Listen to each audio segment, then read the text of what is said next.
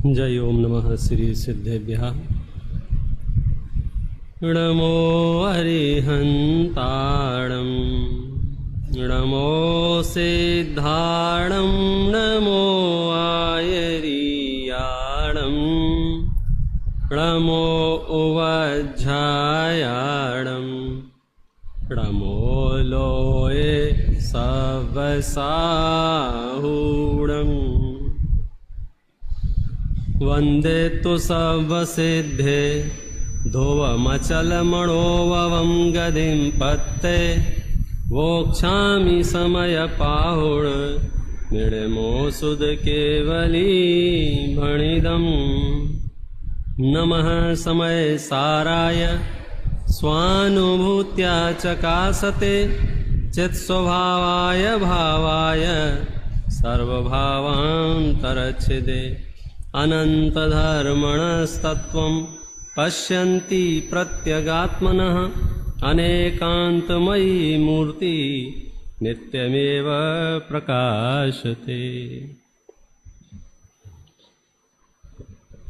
ये हम और आप सबका तीव्रतम पुण्य है कि हजारों वर्ष पहले लिखा गया श्रुत आज भी हमें हूबहू उपलब्ध है। 2-5 साल पहले जो चीज़ें खरीदी थीं और संभाल के रखी थीं, हम नहीं रखी थीं, वे हमें नहीं मिलती हैं। और एक कागज़ के टुकड़े जो 2-2 हज़ार साल पहले लिखे गए वो आज तक सुरक्षित हैं। इसका सीधा सीधा अर्थ है मेरा ही कोई पुण्य शेष रहा होगा कि ये शास्त्र जीवित हैं।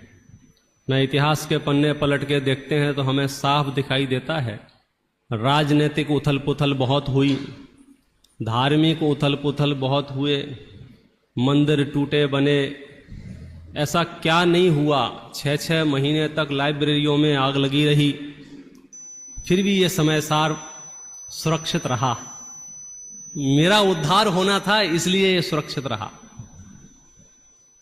हम तरसते हैं कब संतों के निकट जाके बैठें, कब संतों का मंगल आशीर्वाद हमको प्राप्त हो, कब संतों से हमारी मुलाकात हो। चलो हम आप सबको ले चलते हैं आचार्य प्रवर कुंद कुंद देव के चरणों में और सीधे उनसे बात करते हैं, महाराज अब तो मुझे इस भव में भव का अभाव करना है। जैन शासन का ये वो कोहिनूर है कि अगर हम इसको ज्ञानियों की दृष्टि से देखें तो जिन जिन ने समय सार की नजदीकी प्राप्त की है और उनके मुखारविंद से जो वचन निकले हैं, जो अहोभाव जन्मा है, वो कोई अद्भुत है। स्वयं आचार्य अमृतचंद्र देव लिखते हैं इसके समान जगत में दूसरा कोई चक्षु नहीं है। जो इससे दिखता है वो आपसे किसी से नहीं दिख सकता है। जयसेनाचार्य की टीका देखो आप, कैसा नयों का प्रयोग करते हुए श्रीमद जी के बारे में सुनते हैं कि किसी ने समय सार उनको दिया तो मुट्ठी भर के रत्न पकड़ा दिए। आसन्न भव्य जीवों को यह ग्रंथ प्राप्त हो तो सहज ही मन से एक स्वर निकलता है, आ तो अशरीरी थवानु शास्त्र छे। तो हमारा रोमांच हो जाता है कि अशरीरी होने का शास्त्र मुझे मिल गया है। अब इससे ज्यादा और क्या भाग्यशालिता चाहिए। कभी कभी तो मैं कहता हूं कि आप कुछ क्षण के लिए शांत मन से विचार के देखो, जिन चीजों का हम रोना रोते रहते हैं उन हालातों में, उन परिस्थितियों में हम बहुत उपलब्धियों के साथ में हैं वर्तमान में। आचार्य कल्प पंडित टोडरमल जी को कौन नहीं जानता है। प्रकांड विद्वान थे, कई भाषाएं उन्होंने खुद सीखी थीं। उन्होंने सम्यक ज्ञान चंद्रिका जैसे करणायोग के विषयों पर टीकाएं की हैं। इनके ऊपर गौमट सार, लब्धि सार, छपड़ा सार, अर्थ संदृष्टि जैसे अधिकार लिखे हैं। मतलब कितनी प्रबल बुद्धि रही होगी। और उनकी तीव्र इच्छा थी कि मुझे धवला पढ़ने को मिल जाए। ये उन्होंने लिखा है। 5-7 लोग भेजे भी थे, एक की पर्याय रास्ते में ही पूरी हो गई, फिर भी उन्हें धवला पढ़ने को नहीं मिल पाया। आप सोचो, आपका पुण्य इस मामले में उनसे भी अधिक है कि नहीं? बोलो, आप आज यदि धवला पढ़ना चाहें तो आपको धवला उपलब्ध है कि नहीं है? हालांकि उसकी अपनी एक कथा है, उसके गर्भकाल की और हम तक धवला पहुंचने की, लेकिन अभी तो मुझे सिर्फ एक पक्षीय बात करनी है कि हम कितनी उपलब्धियों के साथ जी रहे हैं। आपका मन हो धवला पढ़ना है, बोलो पढ़ सकते हो कि नहीं पढ़ सकते हो? आज मन हो कि आज पढ़ना है तो आज पढ़ सकते हो कि नहीं पढ़ सकते हो? कुछ लोग इशारा कर रहे हैं, पंडित जी आज नहीं, अभी मन हो, और हम यहां बोलेंगे धवला, इतने में तो प्रकट हो जाएगा। रात के 2 बजे भी नींद खुल जाए। बोलो, कोई जमाना था शिविर लगेंगी, माहौल बनेगा, सामान बोरिया बिस्तर घर से बांध के ले जाएंगे, बनाएंगे, खाएंगे, प्रवचन सुनेंगे, ठहरने को जगह मिलेगी कि तंबुओं में ठहरेंगे। उन परिस्थितियों में यह प्रभावना शुरू हुई, और आज हम कहां पहुंच गए हैं? कितना पुण्य लिए घूम रहे हैं। बोलो, किस विद्वान को कब सुनने को मिलेगा कि भाई साहब आप अपने पुण्य का विचार करो, सारे विद्वानों को आप जेब में रख के घूम रहे हो। रात के 2 बजे भी गलती ऐसे बोल दो जोर से, डॉक्टर हुकुमचंद भारिल, ऐसा बोल देना, इतने में तो आवाज आ जाएगी, संतप्त मानस शांत हो जिनके गुणों के गान में, वे वर्धमान महान जिन विचरे हमारे ध्यान में। बोलो, अब मतलब मुंह लटकाने वाली बात तो कोई नहीं रही। मतलब पुण्य की पराकाष्ठा पर बैठे हैं हम, ये कहना चाहते हैं। संयोगों से, शरीर से, मनुष्यपने से, उत्तम कुल से, अन्य सब संयोगों में सबसे श्रुत का सानिध्य मिलना सबसे कठिन और दुर्लभ संयोगों में से है, वो भी मुझे प्राप्त हो गया है। टोडरमल जी ने एक बात और कही है, ये जो अवसर हैं ये सदा नहीं बने रहेंगे। हमेशा ऐसा नहीं होगा कि आप बोलोगे, और ऐसा भी हो सकता है आप बोलना चाहोगे तो शब्द ना निकले। इसलिए क्या कहना चाह रहा हूं मैं, अब जो होगा तब होगा। जब लो न रोग जरा गहे, तब लो झटत निज हित करो। अब तो मुझे अपने सर्व पुरुषार्थ को, सर्व उपयोग को झोंक देना है। किस बात के लिए? वस्तु के यथार्थ स्वरूप को समझने के लिए। और खबरदार कोई ये बोलेगा कि साहब अभी मेरे हालात ठीक नहीं हैं, थोड़ी परिस्थितियां ठीक हो जाएं फिर मैं ये शुरू करूंगा, झूठ है। परिस्थितियां ठीक और खराब होती ही नहीं है। तुम तो 2, 3, 4, 5 लोगों की तुलना करते हो तो फिर कहने लगते हो ये परिस्थिति अच्छी है, ये परिस्थिति खराब है। परिस्थिति तो परिस्थिति है, अच्छी खराब क्या होती है? किस परिस्थिति का इंतजार कर रहे हो? ये जो आप बातें करते रहते हो ना कि स्वाध्याय करना तो चाहिए, बात तो अच्छी है। दादा बहुत बोलते थे अपने प्रवचनों में, सभाओं में पूछते थे कि इनमें से कभी कभी तो बोले, इस पर बताओ कितने लोग हैं जिन्होंने ग्रंथ को आद्योपांत पढ़ा है? सुनने वाले तो होंगे, हमने ये सुना है, इनको सुना। अपने हाथ से 1 नंबर के पन्ने से लेकर लास्ट तक के पन्ने आद्योपांत ग्रंथ पढ़ने वाले सभाओं में कितने से हैं?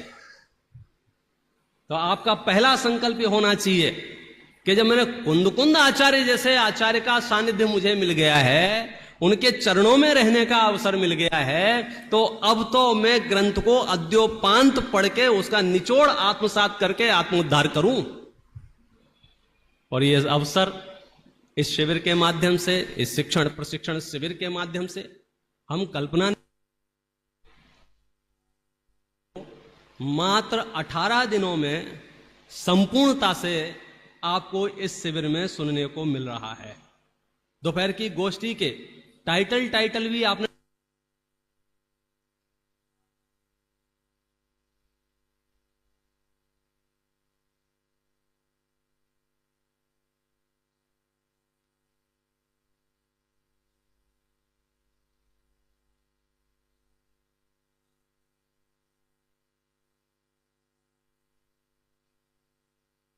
काष्ठा है, उतने ही कान के कच्चे भी हैं। इसने ये कह दिया, उसने वो कह दिया, और उन्होंने ऐसा कहा था। और एक कोई कह रहा था कि भाई साहब ये समय सार बहुत कठिन ग्रंथ है, ये तुम्हारे बस की बात नहीं है।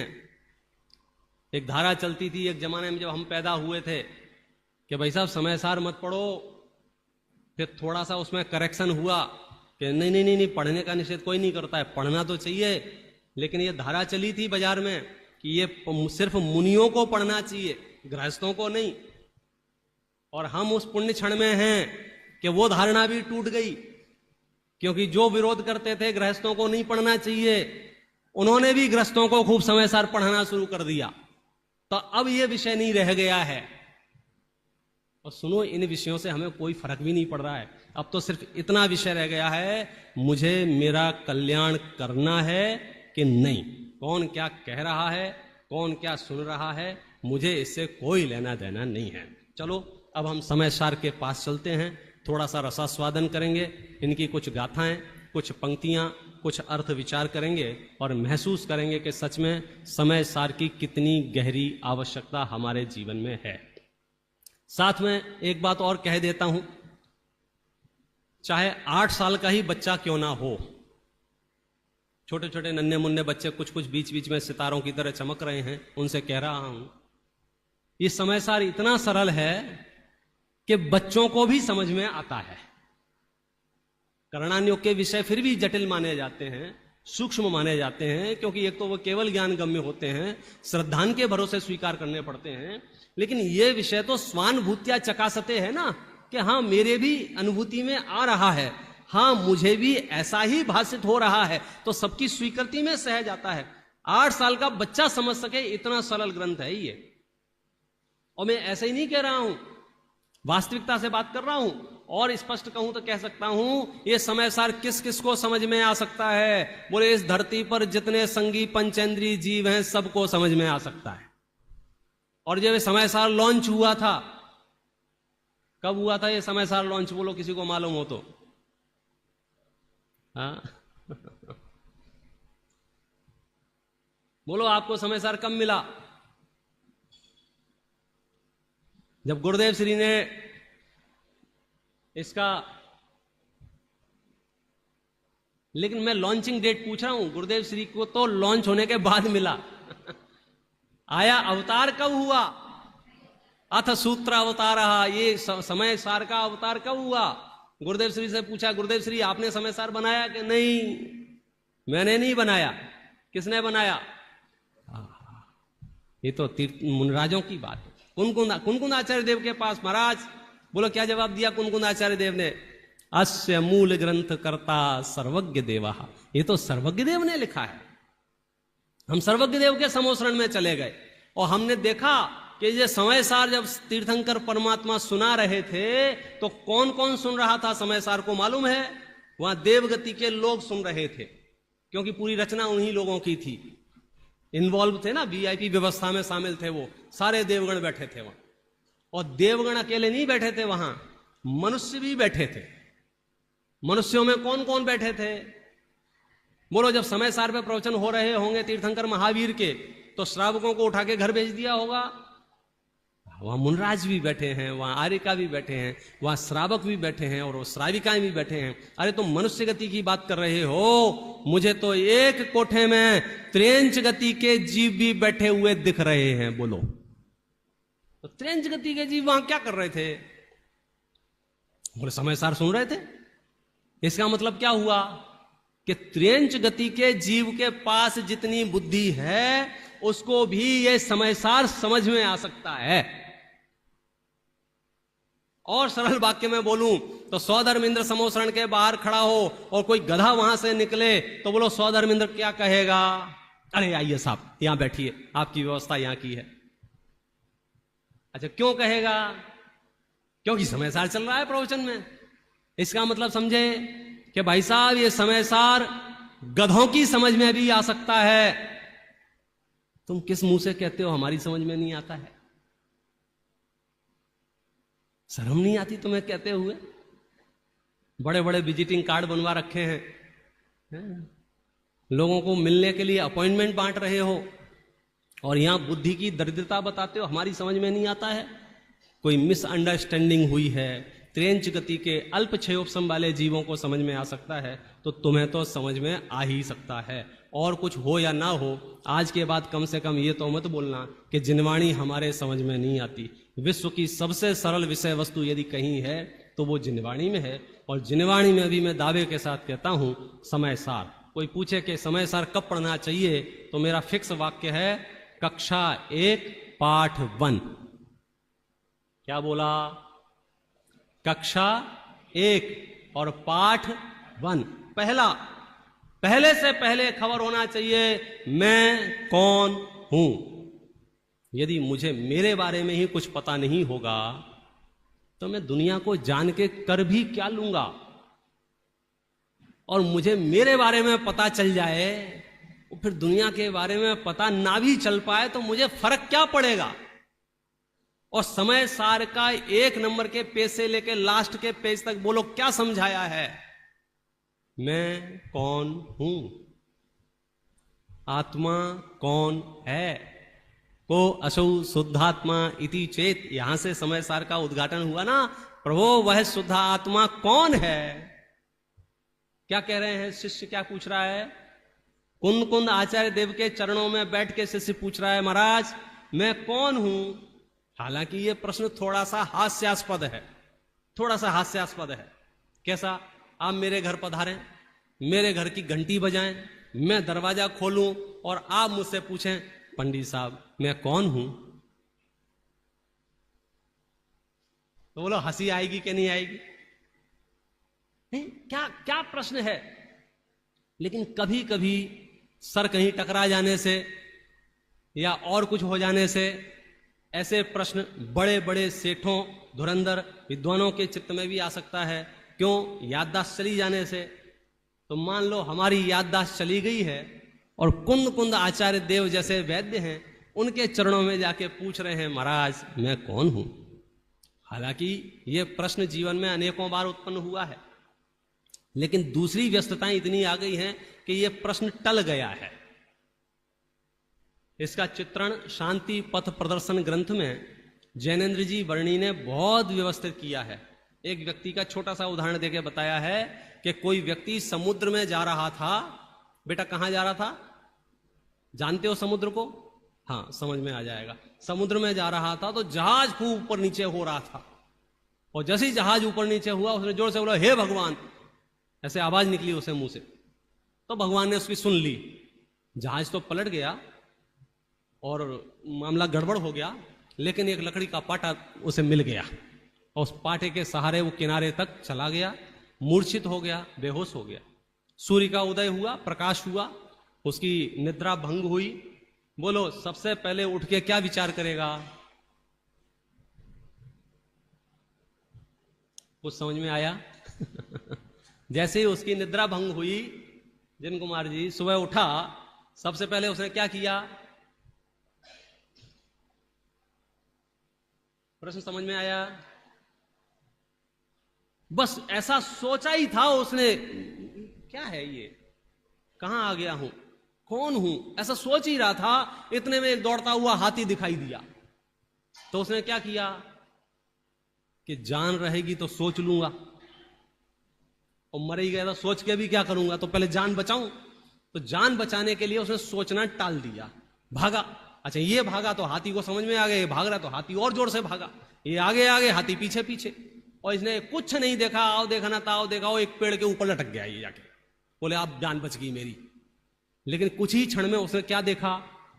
अरे रे, नीचे कुआं है, 4 सांप हैं, एक अजगर है, ऊपर 2 चूहे हैं, डाली को काट रहे हैं।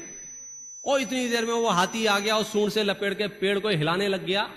तो उसमें से मधुमक्खियां भी थीं, वो निकल के उसे काटने लग गईं और वो चिल्लाने चीखने लग गया। आपको पता है वो कौन है? जानते हो? दृश्य तो आपने जरूर देखा होगा। लगभग पुराने मंदिरों में यह दृश्य लगा हुआ है, संसार वृक्ष के नाम से। उस पेड़ पे जो आदमी लटका है वो कौन है? कितना मुस्कुरा के बोल रहे हो, मैं हूं। ऐसे बोल रहे हो जैसे अमेरिका के राष्ट्रपति का साथ में फोटो खिंचा लिया हो। आप हो सच्ची में? जिन जिनको महसूस हो रहा होगा मैं हूं, वे कम से कम मुस्कुरा के तो नहीं कह सकते कि मैं हूं। क्योंकि उसकी हालात बहुत दयनीय है, बहुत भयभीत है, बहुत पीड़ित है, तकलीफ में है। योगानियों की बात है कि वहां वो आए, चलो भाई चलें। उसने कहा हाँ हाँ हाँ, इधर हाँ बोला, उधर से एक मधु बिंदु उसके मुंह में गई और उसे इतनी भूख प्यास पीड़ा में स्वाद आया, क्या बोला? एक बूंद। फिर क्या बोला? लगभग लगभग हमें भी कई बार चलते चलते प्रवचनों में फंस जाते हैं, जिनवाणी में कभी योग संयोग से मन होता है यार आज मैं पता लगा ही लेता हूं मैं कौन हूं, और शुरू करते हैं पता लगाना, इतने फोन आ जाता है, भाई साहब ऐसा ऐसा हो गया, घर में एक्सीडेंट हो गया, फलाना हो गया, ठिकाना हो गया, बीमारी हो गई, व्यापार घट बढ़ गया, और उसने ऐसा बोल दिया, समाज में झगड़े हो गए और तुम यहाँ के वहां बैठे रहो, यहाँ दोहरा तुम्हारे बिना ही चुनाव हो गए, तुम हट गए, तुम मिल गए, 17 तरह की समस्याओं में उलझ गया।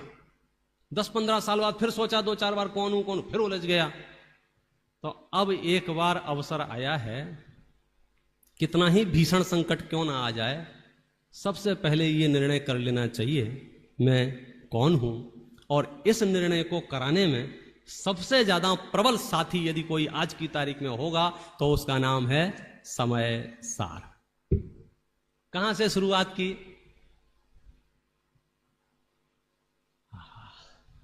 को असौ शुद्धात्मा इति चेत, यह शुद्धात्मा कौन है? समय सार यदि आप ईमानदारी से आद्योपांत पढ़ लेंगे तो मैं आपको गारंटी देता हूं, स्ट्रेस, डिप्रेशन, एंजाइटी, ये जो छुटपुट बीमारियां तो आपसे कोसों दूर चली जाएंगी, कोसों दूर। क्यों? क्योंकि हमको जितना स्ट्रेस हो रहा है, जितनी एंजाइटी है, जो कुछ भी हमको परेशानी महसूस हो रही है, आकुलता, बेचैनी, वो सिर्फ और सिर्फ भ्रम से हो रही है, मिसअंडरस्टैंडिंग से हो रही है। कौन सी मिसअंडरस्टैंडिंग? तकलीफ कहीं और है, महसूस कोई और कर रहा है, घटबड़ कहीं और हो रही है, फील कोई और कर रहा है। जैसे लोक में होता है ना, चाय से ज्यादा केतली गरम। किसी पार्टी के किसी नेता के लिए दुर्वचन कहें तो हो सकता है उसका चेला, उसका भक्त या उसका अनुयायी जितना वो नाराज नहीं होगा, जिससे ज्यादा हो सकता है। तो शरीर में जो कुछ भी उठापटक हुई, तनाव में कौन आता है? आत्मा। संयोगों में कुछ भी उठापटक हुई, तनाव में कौन आता है? आत्मा। पैसे में थोड़ी भी घटबट हुई, तनाव में कौन आता है? आत्मा। यश, प्राप्ति, ख्याति, बदनाम, इसमें कुछ भी घटबड़ हुई, टेंशन में कौन आता है? परेशानियां कहां हो रही हैं? इधर इधर इधर इधर। परेशान कौन हो रहा है? इधर इधर इधर इधर। तो समय सार से क्या होगा कि समय सार से चित्त भ्रांति निकल जाएगी कि जहां घटबड़ हो रही है वहां तो मैं हूं ही नहीं। ये सुनने में, बोलने में जितना सुगम लग रहा है, श्रद्धांतक ले जाना पुरुषार्थ जन्य है। कहां से शुरू करें, कैसे शुरू करें, इस समग्रता को संक्षेप में कैसे प्रस्तुत करूं? आप लिख के देखना, सोच के देखना, विचार करके देखना। आपको जितनी भी घबराहट होती है, बेचैनी होती है, चिंता होती है, वो किस बात की होती है?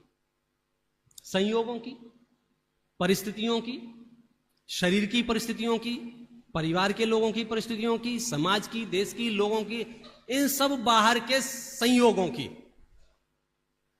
और यहां क्या रहस्य मिल रहा है मुझे कि बाहर के किसी भी प्रकार के किसी भी संयोग में तेरा कुछ भी बनता बिगड़ता नहीं है।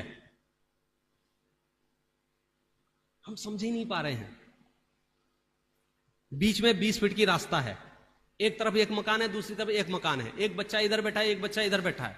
इधर वाला बच्चा दूसरे बच्चों को ऐसे ऐसे करता है और दूसरा बच्चा रोता है। अब इसको चुप कराने का रास्ता बताओ, बोलो। दूसरे बच्चों को ठीक करना पड़ेगा, दूसरा बच्चा चिढ़ाना बंद करेगा तब इसका रोना बंद होगा। इसका रोना धोना जो कुछ भी है दूसरे बच्चे पे के ऊपर निर्भर है। ये बेवकूफी की बात है भाई साहब, ये उस बच्चे की समझ के ऊपर निर्भर है। नहीं है, सच्ची घटना बता रहा हूं। जब मैं अपने बच्चे को विद्यालय चलते पाठशाला, एक बच्चा ऐसे मिल गया, फूट फूट के रो रहा था, फूट फूट के रो रहा था। छोटा सा प्रश्न किया मैंने, बेटा क्या हुआ? उसने सरल जवाब दिया, उसने मुझे गधा बोला है। रोते हुए जवाब दिया। अच्छा, मैं मजाक के मूड में था तो मैंने, बेटा घूम के बता, मैं चेक करता हूं तू गधा है क्या नहीं है। अब बच्चे बच्चे हैं, वो घूम गया। मैंने कहा बेटा लग तो नहीं रहा है तू गधा है, क्योंकि मैंने गधा देखा है, उसके 4 पैर होते हैं, पूंछ होती है, उसका कलर थोड़ा ब्राउन होता है और ढैचू ढैचू करता है। एक लक्षण नहीं मिल रहा है तेरे में से। अब उसकी परेशानी क्या है? उसने कहा है। अब वो चाहता है कि उससे बुलवाओ कि मैं गधा नहीं हूं। मैंने, बेटा मैं कह रहा हूं तू गधा नहीं है, मैं इस विद्यालय का प्राचार्य हूं, मैं शिक्षा शास्त्री हूं, जैन दर्शनाचार्य हूं, शास्त्री किया है, प्रवचन करता हूं, लोग मेरी बात भरोसा करते हैं, मान ले। वो क्या कह रहा है? उसने मुझे गधा। उसकी प्रॉब्लम समझ में आ गई है? उदाहरण तो बच्चे का दिया है, हमारी भी वही हरकतें हैं। हम घोर मिथ्या दृष्टि, लोगों की बातें छाती से लगा के घूमते हैं, केवली परमात्मा की वाणी को सुनते हैं, केवली परमात्मा हमसे जो कहते हैं हम केवली परमात्मा को जवाब देते हैं, उसने तो कहा है। सर्वज्ञ देव क्या कह रहे हैं, कुनकुन आचार्य क्या कह रहे हैं, अनंत ज्ञानी क्या कह रहे हैं, तू गधा नहीं है। हम क्या कह रहे हैं, उसने तो कहा है। मतलब हमको इतनी भी अकल नहीं आई है कि किसकी बात को कितना वजन देना। कोई मिथ्या दृष्टि आपको कुछ कह के चला जा, 3 दिन आपको नींद नहीं आएगी। 10 लोगों को बताओगे, समझाओगे, प्रश्नोत्तर करोगे, क्या करूं, उसने ऐसा कहा, उसने ऐसा कहा है। और तीर्थंकर परमात्मा 100 इंद्रों की हाजिरी में, लाखों करोड़ों की उपस्थिति में फरमाते हैं तू परमात्मा है, हम नक्की कर। बोलो क्या जवाब आता है? हाँ होंगे। कोई आपको मूर्ख कह दे तो आप घर तक सोचते हुए जाइए, इसने मुझे मूर्ख क्यों कहा। और कोई आपको परमात्मा कह रहा है, आप 5 मिनट रोमांच नहीं कर पा रहे हैं, डिसीजन नहीं ले पा रहे हैं। उस बच्चे जैसी हालत हो गई है। बच्चा बाल बुद्धि का है। तो अब हमें यह निर्णय करना होगा, और वो भी ऐसा नहीं सिर्फ कहने मात्र से, युक्तियों से। जिन जिन चीजों से, जहां जहां जो जो कुछ भी परिवर्तन हो रहा है, उन परिवर्तनों से बोलो मेरे आत्मा के सुख दुख का क्या संबंध है। संयोगों के परिवर्तन से आत्मा के सुख दुख का क्या संबंध है। कर्मों के परिवर्तन से आत्मा के सुख दुख का क्या संबंध है। नो कर्मों के परिवर्तन से आत्मा के सुख दुख का क्या संबंध है। अरे समय सार तो आपको चैतन्य के उस सदन में ले जा रहा है जहां भाव कर्मों के परिवर्तन से आत्मा में कुछ लेना देना नहीं है। जवाब आता है, प्रभु राग तेरी चीज नहीं, समझानू काई। बैठता है, नहीं मेरी है, मेरी। राग तेरी चीज नहीं। अब इतना सा विषय समझने के लिए आपको मतलब क्या क्या शब्द शब्द शब्द शब्द ही होते हैं, भाव तक तो आप ही को पहुंचना पड़ेगा। मुद्दा क्या चल रहा है पता है? हु आर यू, आप कौन हैं। हु एम आई, मैं कौन हूं, ये मुद्दा चल रहा है। और हम अपना परिचय कहां से दे रहे हैं? या तो शरीर से दे रहे हैं, या संयोगों से दे रहे हैं, या फिर उपाधियों से दे रहे हैं, परिस्थितियों से दे रहे हैं। इनमें से चौकड़ी मार दो, इनमें से एक भी आप नहीं है। हमारा सोच, हमारा थॉट प्रोसेस क्या चल रहा है? मैं काला हूं, मैं गोरा हूं, मैं लंगड़ा हूं, मैं बहरा हूं, मैं अंधा हूं, मैं मोटा हूं, मैं पतला हूं। किसकी बात कर रहे हो तुम? हरा रंग का कपड़ा पहना है तो आप हरे हैं, और पीला रंग का कपड़ा पहना है तो आप पीले हैं। लाल रंग का कपड़ा जिन्होंने पहना है वे लाल हैं, कि कपड़ा लाल है। तो ऐसी जो शरीर की दशाएं हैं उसे हम आत्मा की दशा मान रहे हैं। तन उपजत अपनी उपज जान, तन नसत आपको नास मान। समय सार का शीतल जल मस्तिष्क पर पड़ता है तो दिमाग ठंडा होता है। अरे क्या गजब हो गया। बोलो ये शरीर क्या है? एक कपड़े से ज्यादा कुछ नहीं है। और बच्चा बच्चा ये बात जानता है। बोलो एकन एक दिन इस शरीर को छोड़कर आप किसी दूसरे शरीर में जाओगे कि नहीं जाओगे? पक्का के कच्चा? 100%। तो एक काम करो, सबसे पहले परलोक.com पे जाके ये चेक करो लगेज कितना अलाउड है। नहीं समझ में आया? आया? क्या आया? कि जब ये किराए का घर, ये जो है ये किराए का घर, ये किराए का है कि नहीं, कि आपका है? किराया देते हो? आधों को तो पता ही नहीं है, बोले चल ही रही है, हमारे पीछे हाथ ही लगा हुआ है, हम दौड़ रहे हैं। विचार करने का फुर्सत नहीं है। थोड़ी देर सोचो, ये किराए का घर है कि नहीं? किराया देते हो? क्या किराया देते हो? हाँ, खिलाते हैं, पिलाते हैं, सुलाते हैं, नहलाते हैं, इंस्टॉलमेंट चालू है सबके। अच्छा, खाली करना पड़ेगा कि नहीं करना पड़ेगा? बहुत बड़े करना पड़ेगा। अच्छा, जाएंगे तो यहां से क्या क्या लेके जा सकते हैं? सबके अलग अलग नियम कानून होते हैं ना। विदेश जाना है तो इतने सूटकेस ले जा सकते हो, देश में जाना है तो इतने सूटकेस ले जा सकते हो, इतने सूटकेस में भी इतना वजन ले जा सकते हो। सब हमारे पास ज्यादा पैसे हैं तो ज्यादा पैसा देके इतना और ले जा सकते हो, नहीं तो हमारे पास बहुत पैसे हैं, हमको तो ट्रक ले जाना है, भग यहां से। भाई न्याय है ना हर चीज का। ये तो उदाहरण दिया। अब मूल मुद्दे पे आप जब यहां से ट्रांसफर सिस्टम के तहत जब अगली गति में जाओगे तो क्या क्या लेके जाओगे? पक्का कि कच्चा? 100%? ऐसे ही सर मत हिलाना। स्वानुभूत्या चका, आपकी अनुभूति में आना चाहिए, महसूस होना चाहिए, भाव वासन होना चाहिए। 1 लाख रुपया, 2 लाख रुपया, 10 लाख रुपया, 50 लाख रुपया, करोड़ रुपया क्या लेके जाओगे?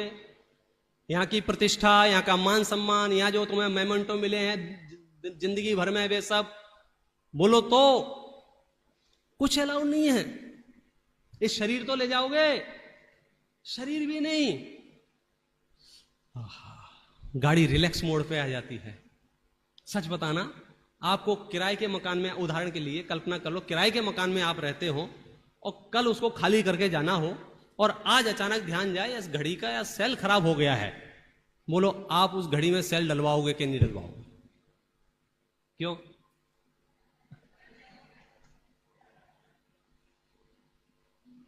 भाई साहब, समाधि मण में आनंद के झरने झरते हैं, क्योंकि मैं चैतन्य तत्व हूं और ये जो कुछ है ये सब बाहर के सामान्य संयोगों में है। इनके बिगाड़ सुधार से मेरा कुछ भी लेना देना नहीं है।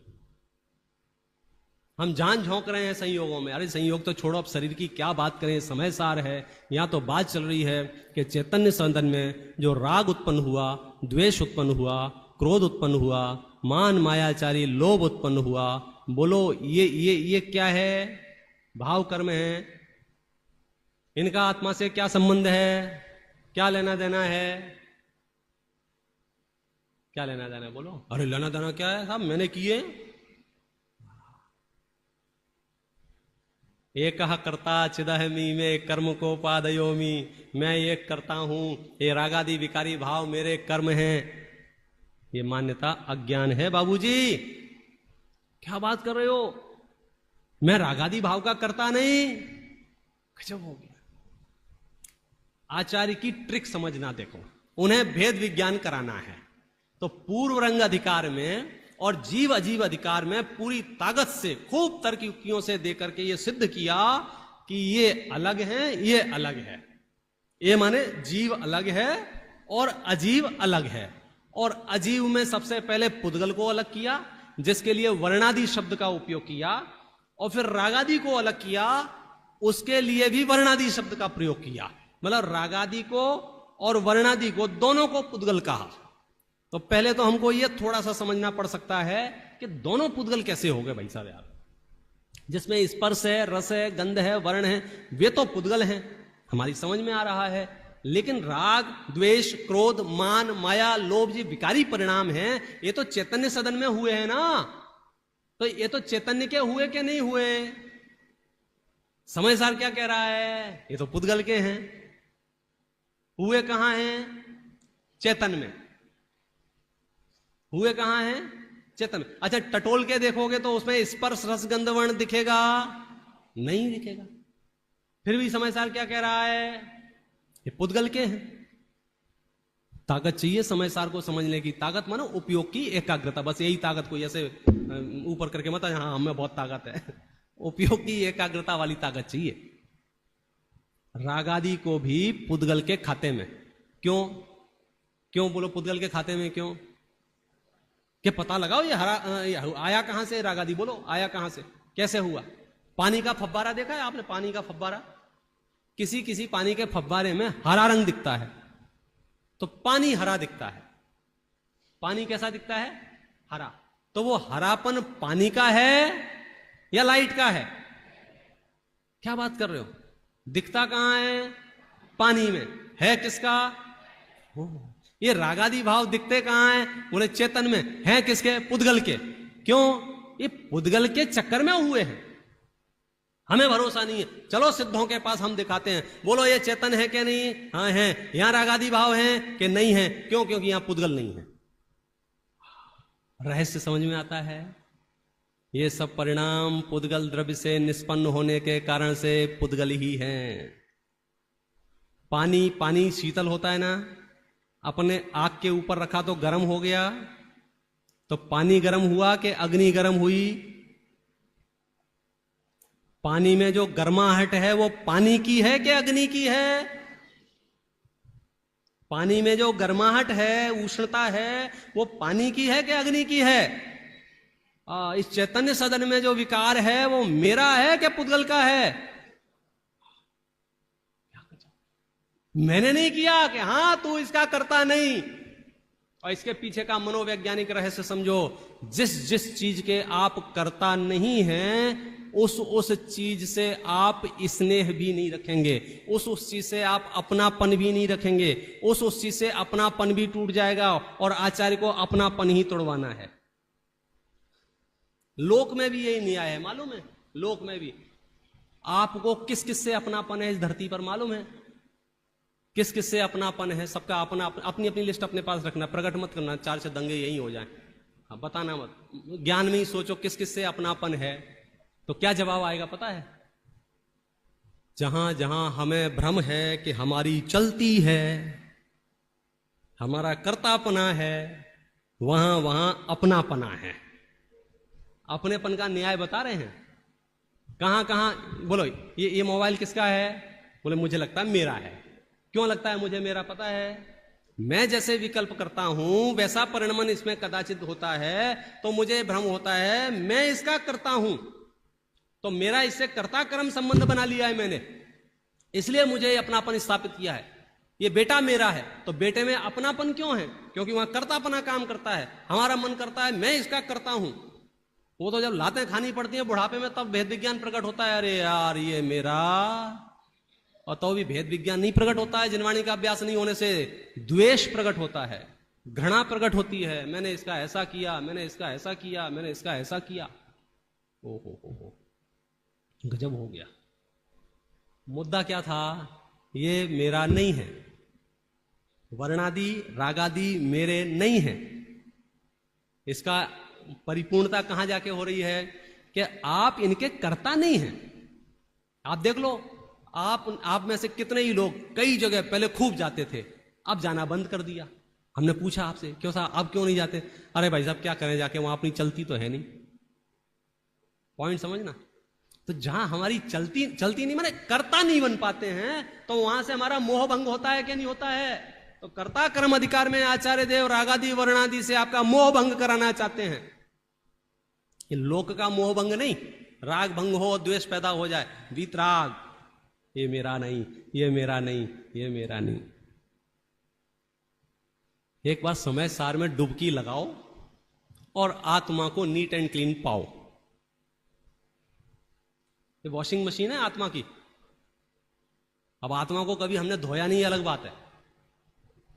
कपड़े हम रोज धो के पहनते हैं, प्रेस करा के पहनते हैं। इसकी इतनी परवाह करते हैं कि इस पर थोड़ा कुछ लग जाए तो दौड़ के भागते हैं पानी की तरफ। क्यों? बाद में रह नहीं जाए। और आत्मा में कितने स्पॉट लगे होंगे 2 साल पुराने, 4 साल पुराने, 10 साल पुराने, 20 साल पुराने। आज मौका आया है कि मैं समय सार की वॉशिंग मशीन में आत्मा को देखूं कैसा है, नीट एंड क्लीन। आप उस नए से देखो अपने आप को, सारी चिंताएं मुक्त हो जाएंगे, निर्भय हो जाएंगे, निराकुल हो जाएंगे। वीतराग मार्ग केली करें शिव मार्ग में, जग माहि जिनेश्वर के लघुनंदन, ऐसा लिखा है। श्रद्धान तो हो तुझे स्वरूप का, मैं कैसा हूं, कितना वर्णन करें। मैं तो इसको समेटते हुए 73वीं गाथा का जब जन्म होता है, बहुत सारी चर्चाएं चल चुकी होती हैं। उससे पहले कर्म नहीं है, नो कर्म नहीं है, भाव कर्म नहीं है, खंड खंड नहीं है, क्षय क्षम ज्ञान नहीं है, सब हो गया। फिर से पूछा महाराज बता दो तो क्या हूं। जवाब क्या आता है? मैं एक शोध निर्मम ज्ञान दर्शन पूर्ण। अब हमारी अज्ञानता की पराकाष्ठा यह है कि जब हम शब्द सुनते हैं ना तो उसका सही अर्थ नहीं पहुंच पाते। जैसे हम सुनते हैं मैं एक हूं तो मुंह लटका के सुनते हैं हम अकेले हैं। वो आचार्य पावरफुल बता रहे हैं मैं एक हूं, या इस भाषा में बोल रहे हूं क्योंकि उसका पेट बहुत बड़ा है। देखो मैं आधी पंक्ति पढ़ता हूं, 73 नंबर की गाथा की टीका है। मैं एक हूं शब्द का अर्थ आचार्य कैसा करते हैं बोलो। मैं यह है प्रत्यक्ष। प्रत्यक्ष मतलब हाजरा हजूर। हाथ कंगन को आरसी क्या सुना है? क्या मतलब है? हाथ कंगन को आरसी बेटा समझते हो? चूड़ियां हाथ में पहन रखी हो और आप कहो कि जरा दर्पण दिखाओ तो लोग हंसेंगे। हाथ में चूड़ी दर्पण की क्या जरूरत है? गले में पहना हो तो दर्पण चाहिए। तो आचार्य आत्मा दिखा रहे हैं और क्या शब्द प्रयोग कर रहे हैं? मैं यह प्रत्यक्ष अखंड अनंत चिन्मात्र ज्योति आत्मा अनादि अनंत नित्य उदय रूप विज्ञान घन स्वभाव वाला होने से एक हूं। शब्द वही है, भाव भूमि की जब बदलेगा तो आपका चित्त का अलग अलग माहौल बनेगा। आप मैं एक हूं ऐसा कह के आप आर्द्र ध्यान रौद्र ध्यान कर सकते हैं। मैं एक हूं, कोई मेरा साथ नहीं देता है, मैं अकेला हूं, मैं अकेला हूं, अकेला हूं। और आचार्य देव वन खंडादि में बैठ के गौरवान्वित होकर बोलते हैं मैं एक हूं। दुविधा तो तब हो जब दो हो। पढ़ो 6वीं गाथा का भावार्थ। अशुद्धता दो द्रव्यों के संयोग से आती है। मैं एक हूं, मुझे कौन क्या बिगाड़ेगा बोलो। घर में अकेले हो तो कैसे बैठना चाहिए, कैसे लेटना चाहिए, कैसे कपड़े पहनना चाहिए? अरे जब एक है और कुंडी लगी है उसका कॉन्फिडेंस देखो आप। तो आत्मा मैं एक हूं ये पूरे विश्व में, और कैसा अखंड नित्य उदय रूप। नित्य उदय रूप एक एक शब्द ऐसा है कि ये तो आप जब ग्रंथ को अद्योपांत फॉलो करेंगे, एक एक प्रवचन एक एक पेज, फिर आप देखना इसका रहस्य प्रकट होगा। नित्य उद्योत रूप हमेशा प्रकट हूं मैं। क्या बात कर रहे हैं? यहां सोना जगना होता नहीं भाई साहब। अच्छा सूर्य का नाम सुना है? सूर्य का कितने बजे उदय होता है मालूम है? कुछ आइडिया है? सूर्य उदय कितने बजे होता है? आइडिया नहीं है? मोबाइल में देखो। अच्छा हाँ भैया बोलो बेटा, यहां कौन छोटे पीछे बैठे हैं, पीली शर्ट? परमात्मा जी ने आइडिया दे दिया आज हमको, दिन में नाम याद नहीं हो। बोलो बेटा सूर्योदय कितने बजे होता है? 5:45। वेरी गुड, तालियां बजाओ इसके लिए जोरदार।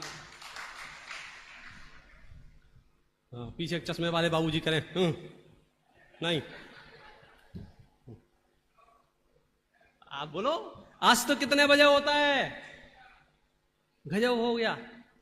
कमाल देखना, मैंने कैलेंडर खोल के देखा, उसमें लिखा था 5:30 बजे उदय होता है, और उसी समय उसी क्षण अमेरिका के कैलेंडर पे पढ़ के देखा, वहां लिखा था रात के, यहां के उल्टा हो गया कि इतने बजे जन्म होता है, और चाइना के कैलेंडर पे कुछ और लिख रखा है, और भूटान के कैलेंडर पे कुछ और लिखा है, और वहां बांग्लादेश वालों ने कुछ और लिख रखा है।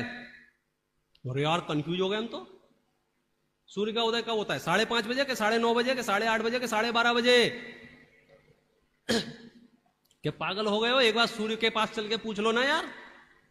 मीडिएटर हटाओ बीच में से, ये सारी झंझट बीच वालों की है। सीधे सूर्य के पास चलो, बोलो सूर्य देवता कब आपका उदय होता है? बोलो सूर्य क्या जवाब देगा?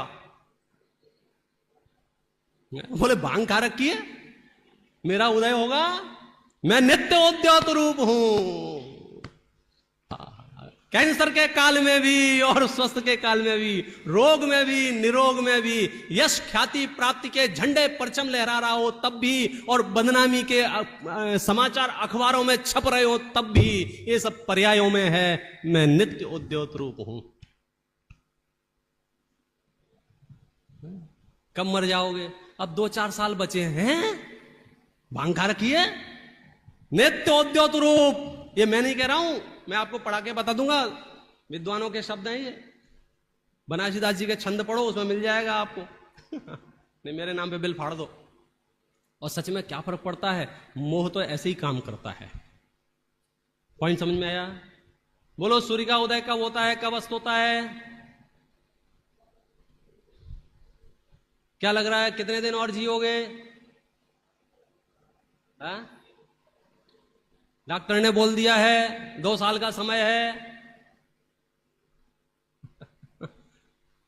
और क्या मतलब किस दुनिया में है? केल करे शिव मार्ग, इसको बोलते हैं नित्य उद्योत रूप। अब पूरी पंक्ति पढ़ देता हूं। मैं यह प्रत्यक्ष, महसूस करो भाई साहब, सम्यक दर्शन घर लेके जाना।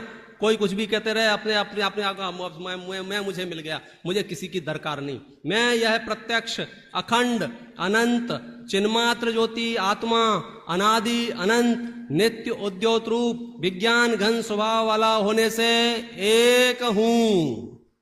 फिर शुद्ध के विशेषण दिए, निर्ममता के विशेषण दिए, दर्शन ज्ञानमयी की चर्चा की। आप पढ़ो तो समय सार में।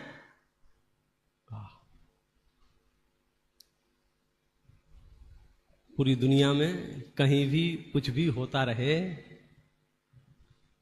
ज्ञेयों के अगणित प्रतिबिंबों से रे ज्ञानी, अरे निरंतर दर्पणवत रहते अविकारी, अरे निरंतर दर्पणवत रहते अविकारी। ये तो हमने सैंपल देने की कोशिश की है, और मुझे मालूम है मैं शतांश भी नहीं बता पाया हूं जो इसको पढ़ने पर भासता है। आप स्वयं जिस दिन इसे पढ़ेंगे, समझेंगे, आगे बढ़ेंगे तो आपको महसूस होगा, अहो मुझे तो निधि मिल गई है। लोग मुझे क्या समझ रहे हैं ये कोई विषय ही नहीं है। लोग मेरे बारे में क्या चर्चा करते हैं ये विषय ही नहीं है, क्योंकि जिसके बारे में चर्चा कर रहे हैं वो मैं नहीं। मतलब इसकी व्याख्या इतनी सुंदर सुंदर है, आप इसके पेट में जाके बैठ के देखोगे, लोग कहते हैं मेरी बात कट गई, मेरी बात कट गई, बात कट गई, बात कट गई, मेरी बात कट गई। आचार्य क्या करे पता है? बात भाषा वर्णा का प्रणमन है, तू चेतन तत्व है, जो तेरा है ही नहीं, उसके नफा नुकसान की क्या चर्चा करना, उसके नफा नुकसान की कैसी चर्चा करना। ऐसा है, अद्भुत अद्भुत विषय है और बड़ी प्रसन्नता का अनुभव हो रहा है। मैं तो सोच रहा था कि समय सार जब सीजन 3 में चालू करूंगा, भाई साहब कैसे चालू करूं, कैसे चालू करूं। और आनंद का विषय है, चालू करूं नहीं, चालू हो गया है। और ये प्रशिक्षण शिविर, इसका समझो उद्घाटन समारोह है।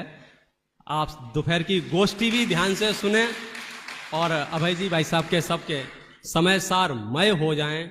आज परमात्मा जी ने कहा था, शांति जी भाई साहब किसी ने कहा था, शांति जी भाई साहब दोपहर बोल रहे थे कि गुरुदेव श्री को याद करो, एक समय तो लगातार 45 वर्ष तक समय सार चलना है। आप सोच लो कैसा रस होगा इसमें।